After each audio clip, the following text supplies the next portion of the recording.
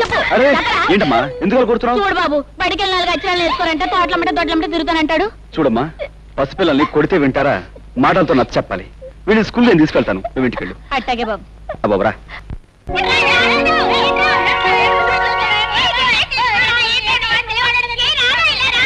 రే బాబు, మీ పంతులమ్మ గారు ఎక్కడరా? లోపల ఉన్నారు.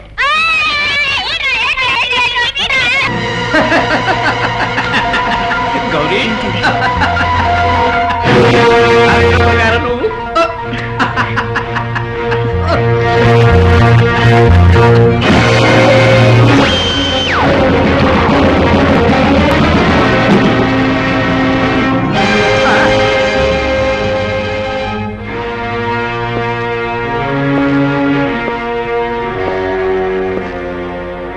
సిగ్గు లేదు?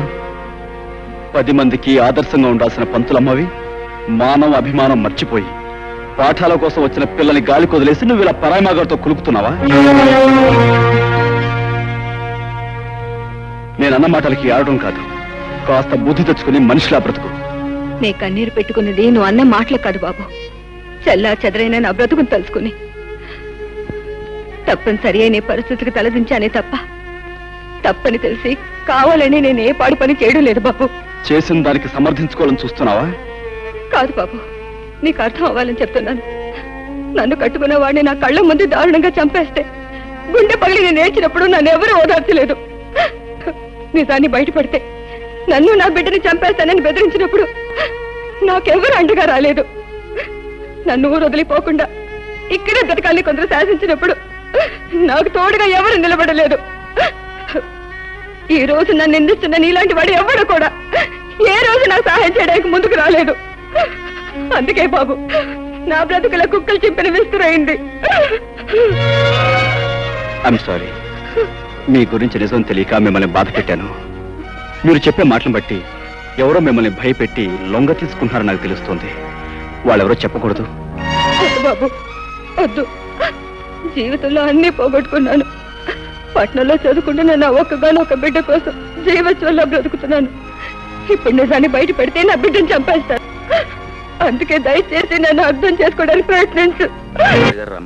రాముడు, అందరూ వెళ్ళిపోయారా? వెళ్ళిపోయారండి అయ్యా. ఈ తలుపులు వేసేసి ఆ రాముల వారిని తలుచుకుంటూ హాయిగా పడుకో. అలాగేనండి. చలపతి, నీ పాదాల దగ్గర తీర్థం ఉంటుంది, అందుకో.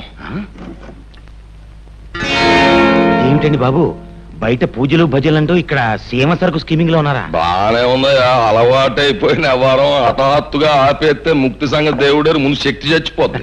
సీమ సరుకు ఉందని తెలిస్తే మన జనం చిడతలు అదరగొట్టేవారు కదా. ఇది అర్థమైనోడికి తెలిసే విషయం కాదు. నీతో స్కీమ్ ఉండి పిలిచాను. ఇదిగో నీ సరుకు సంగతి నీకు నాకు తప్ప ఇంకోటికి తెలిసిందా నీ గుట్టు రట్టయిపోద్ది. జ్ఞాపకం ఉందా మరి? అది ధర్మకర్తగా గుడుకుండి దేవుణ్ణి నగలు అమ్మేసి పట్నంలో ప్రియురాలికి డాబా కట్టించేసేసి నేసిగాలు.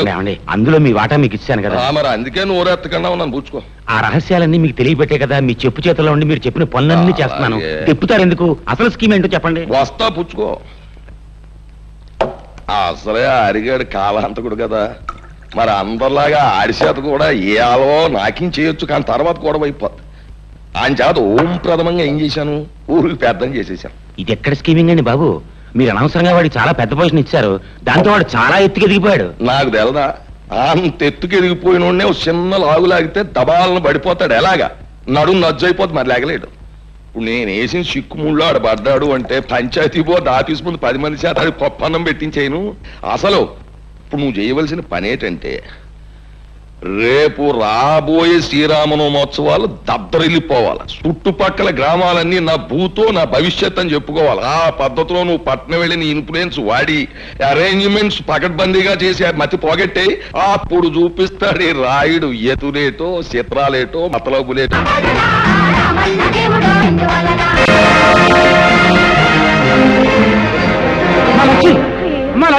ఏమైంది? ఊరిగా మీద పడిపోకుండా పంతులు, ఏమైందో అయ్యా.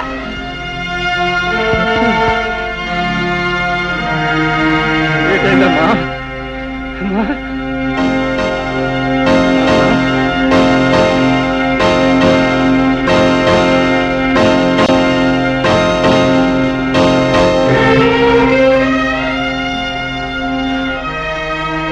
ఏట్లొచ్చి ఏటైంది నీకు అలా పడిపోయినా బయట? ఏమీ లేదు, నీ బిడ్డ మరో బిడ్డకి తల్లిగా పోతోంది.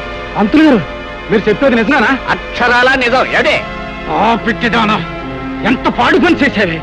కులానికి తక్కువైనా కూటికి తక్కువైనా మనం నలుగురిలో మర్యాదగా బతుకుతున్నామే. ఇప్పుడు నీ ప్రాణాలు తీసిన తప్పులేదే. లక్ష్మిని కొట్టడం వలన చంపడం వలన ప్రయోజనం ఏముంది? అసలు ఈ గొడవ ఏంటో పంచాయతీలో పెట్టి నువ్వే దాల్చవయ్యా హరి. ఇదిగో నీ గొడవ మేము చూస్తాం, ఈలోగా నువ్వే ఆగాయిత్యం చేయకు.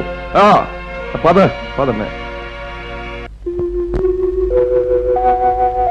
దారుణం జరిగిపోయింది అయ్యలారా, అయ్యలారా, బాబులారా, నా బతుకు బుక్కిపాలైపోయింది. చూడండి బాబు, చూడండి ఈ అన్యాయాన్ని, ఈ దారుణాన్ని కల్లారా చూడండి బాబు, కల్లారా చూడండి బాబు.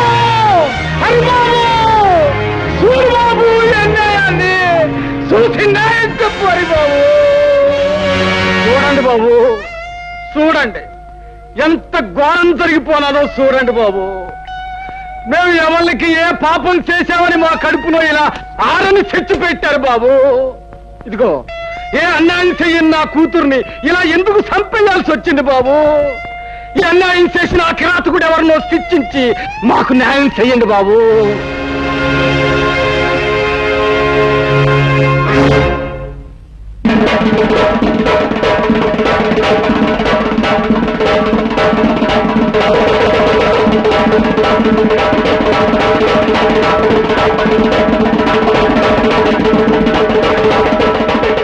ఏమిటి హరి, ఏమిటి ఘోరం, ఏమిటి దారుణం? రాయుడు గారు, ఒకరి మోసానికి బలైపోయింది అమాయకురాలు. ఒక డబ్బున్న వాడి మాటలు నమ్మి ఆశపడి అంతమైపోయింది ఈ పేదపిల్ల. ఈ కన్నెపిల్ల కళ్ళ ముందు రంగుల కళలు చూపించి తన కోరిక తీర్చుకుని ఆ తర్వాత అతి దారుణంగా చంపేశాడు ఆ కిరాతకుడు.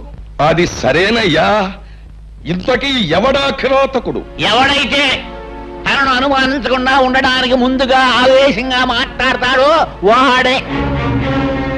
అంటే ఇప్పుడు ఆవేశంగా మాట్లాడిన ఈ హరిబాబే శాస్త్రం ప్రకారం ఇందుకు కారణం ఏమిటి? చిత్తులు మారి నక్కల్లారా, ఏమిటా మీ ఉద్దేశం? ఇలాంటి తప్పుడు కూతురు కూశారంటే ఆ పిల్ల శవంతో పాటు మీ శవాలు కూడా పాడెక్కుతాయి. చూడాలి బాబు, తీర్పు చెప్పాల్సిన వాడు ఉండవలసింది ఆవేశం కాదయ్యా, ఆలోచన. అసలు ఏం జరిగిందో నిదానంగా తెలుసుకోవాలి. అసలు జరిగిన గొడవేటో చెప్పారన్నా? నిన్న ఈ హరిబాబు మా అక్కను చెరువుగట్టు కాడికి రమ్మన్నాడండి. అది వెళ్ళిందండి, అంతేనండి, తిరిగి రాలేదండి. ఏమయ్యా హరి, వాడు చెప్పేది నిజమేనా? నిజమే. నేను లక్ష్మి కోసం అక్కడికి వెళ్ళాను. అరగంట సేపు చూశాను, తను రాలేదు. దాంతో వెనక్కి వచ్చాను. ఆహా, అని నువ్వు అరికతో చెప్తూ ఉంటే అది మేము వినేసేసి నమ్మేసేసి ఆనందించేసేయాలా? లింగం, సర్లే, నీ రంకెలకు నేను దంకుతానా? నువ్వు ఆ పిల్లతో తోటలంటా దొడ్లంటా తిరగడం నేను అనేక సార్లు చూశాను.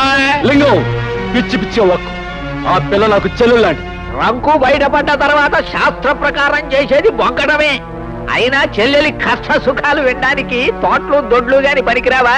అయ్యా, నీతో నువ్వు లక్ష్మి రహస్యంగా కలుసుకోవడం మాట్లాడుకోవడం ఏడే నాకే కాదు, ఈ ఊళ్ళో చాలా మందికి తెలుసు. అవును, లక్ష్మితో ఏదో రహస్యంగా మాట్లాడేవాడు హరి.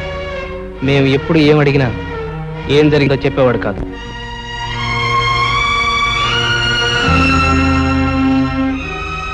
పునరావు, నువ్వు కూడా నన్ను అనుమానిస్తున్నావా?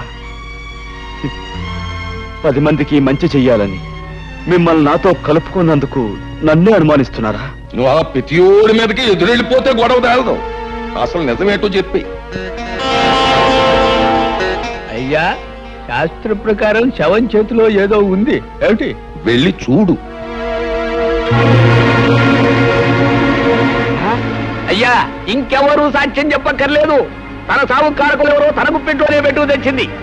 మనం చెరువు గట్టు దగ్గర కలుసుకుందాం అనుకున్నాం. ఇవాళ నాకు వేరే పనుంది కనుక రేపు సాయంకాలం అక్కడే కలుసుకుందాం. ఇట్లు ముద్దులతో హరి. విన్నారుగా అంతా? అబద్ధం. ఈ చిడి నేను రాయలేదు. లేకపోతే నేను రాశానంటావా? ఇంకా ఎందుకయ్యా బుకాయిస్తావు? ఇలాంటి ప్రేమలేఖలు రాసి ఆ పిల్లని ఒళ్ళో వేసుకున్నావు. తోటలు దొడ్లు తిప్పి నీ సరదా తీర్చుకున్నావు. శ్రీరామనవమి నాడు అది నెల తప్పిందని తెలుసుకున్నావు. నాకు దారేమిటి అనేది అడిగితే చెరువుగట్టుకు రమ్మన్నావు. శాస్త్ర ప్రకారం ఎవరూ చూడకుండా దాన్ని పీకలోకి చంపేశావు. ఇప్పుడు నీ మీద అనుమానం రాకుండా డప్పు కొట్టి చిందులేస్తున్నావు ఏమిటి? నన్ను అన్యాయంగా నిందించకండి. ఈ నేరం నాది కాదు. నేను చెప్పేది వినండి, నా మాట నమ్మండి. ఇంకా ఏంటయ్యా నీ మాట నమ్మేది? ఇన్ని సాక్షిగాలు పెట్టుకుని ఇంకా నువ్వేదో మాట్లాడేసి మాయ చేసేద్దామనే.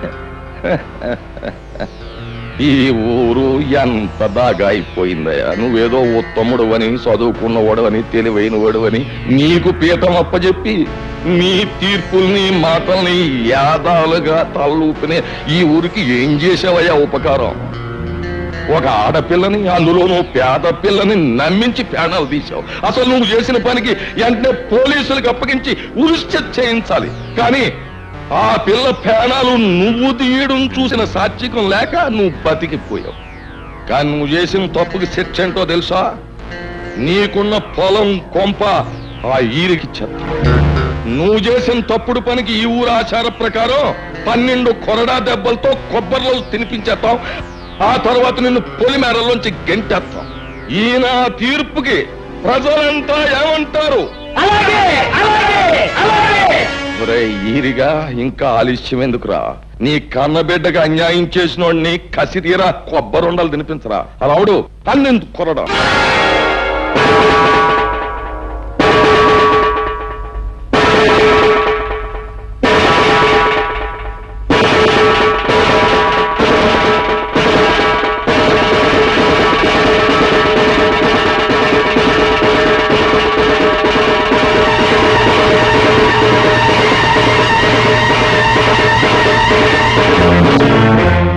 రాముడు, ఇది ముసలోడు వల్ల అయ్యే పని కాదు గాని నువ్వే కొరడా అందుకుని శిక్ష అమలు పరిచి.